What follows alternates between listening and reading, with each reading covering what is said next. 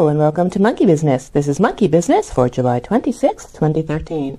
And in today's afternoon coffee newser, we have, in economics news, the U.S. Department of Commerce reports that sales of newly built homes rose 8.3% in June 2013 to a seasonally adjusted annual rate of 497,000. That's 8.3% above the revised May 2013 rate of 459,000 and 38.1% above the June 2012 estimate of 360,000. New home sales, as reflected in the June 2013 report, are at the highest level since May 2008. In earnings news, automaker Ford reported earnings of 45 cents per share for the second quarter of 2013, beating analyst expectations that the company would report earnings of 37 cents per share. Ford reported pre-tax profit of $2.6 billion or 45 cents per share, an increase of $726 million or 15 cents per share compared with a year ago. Net income was $1.2 billion or 30 cents per share, up $193 million or 4 cents per share from 2012. Online retailer Amazon announced that net sales increased 22% to $15.7 billion in the second quarter, compared with $12.83 billion in the second quarter of 2012. But also reported a net loss of $7 million in the second quarter of 2013, compared with net income of $7 million in the second quarter of 2012. Airline company Delta Airlines reported that net income in the second quarter of 2013 was $685 million or 80 cents per share, compared to a $168 million loss a year prior. Excluding special items, the company would have earned 98 cents per share, beating investment research firm Zacks consensus estimate of 95 cents per share. And social media giant Facebook reported revenue of $1.81 billion up 53% from $1.18 billion a year prior, noting also that mobile represented 41% of ad dollars. For more details on any of the reports mentioned, just browse the links in the info box. And now over to Marcel for Nearly News. Take it away, Marcel. Yes, it's a castle. I tell you why. There's a new British riot in town, as you may have heard, because news of the fresh lament that George Alexander Lewis has been dropped into the four winds. Who's he? England's future king. He's too smart to be excited about his arrival, as seemingly everyone else. Maybe he's only excited about nap time or the advent of a snack. But how will this wee fellow fare financially? Well, pas mal if we take a look at his family backgrounds. According to Forbes magazine reporting in 2010, George's grand, Queen Elizabeth II, between owning fine art gems and a valuable property portfolio, is worth some $450 million.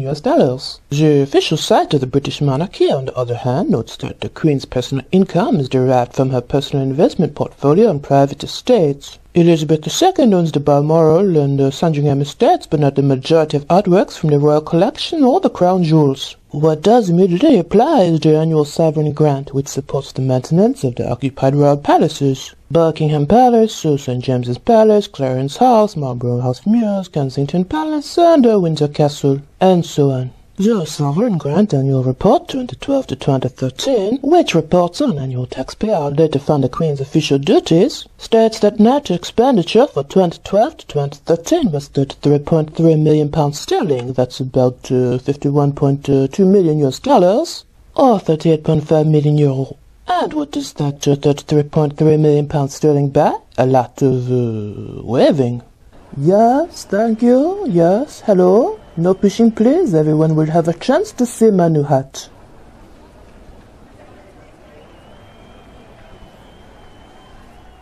Oh, the waving's making me dizzy.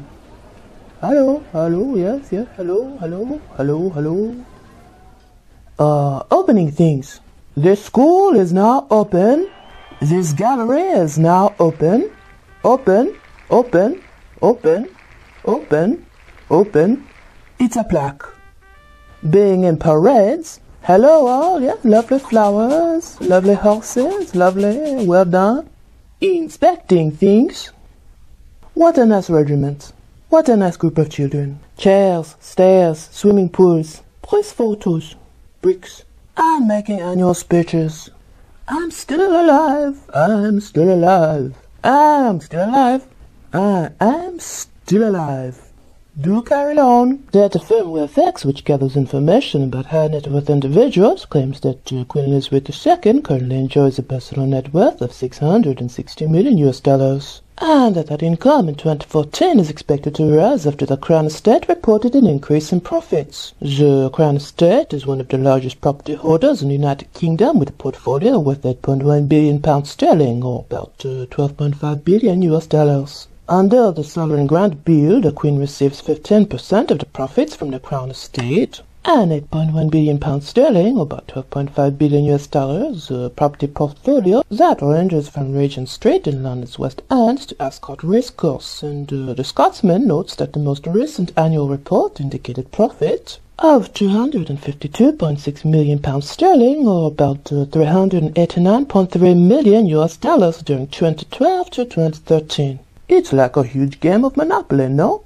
From Wealth X of the royal family, Queen Elizabeth II is worth the most at $660 million. Her son Prince Charles is worth an estimated $370 million, while sons William and Harry are estimated to have $20 million and $60 million respectively. But back to Prince George. Remember him? No worries, for the newest British royal is now making public appearances and playing to audiences of millions in his blankie. The weight of the crown may weigh heavy on him in the future, but financially speaking, there's not much to worry about for this billion-dollar baby. It's good to be the king, huh? Or the queen, just as you like. Thank you, yes, we're very amused. Thank you. Well, that's enough raving for the day. Shall we have some lunch? I don't know, pick a castle. That's today's monkey business. Take care, folks. There's a royal baby watching frenzy out there. Has anybody seen where I left my crown? I can't go out like this. No, somebody find me a hat.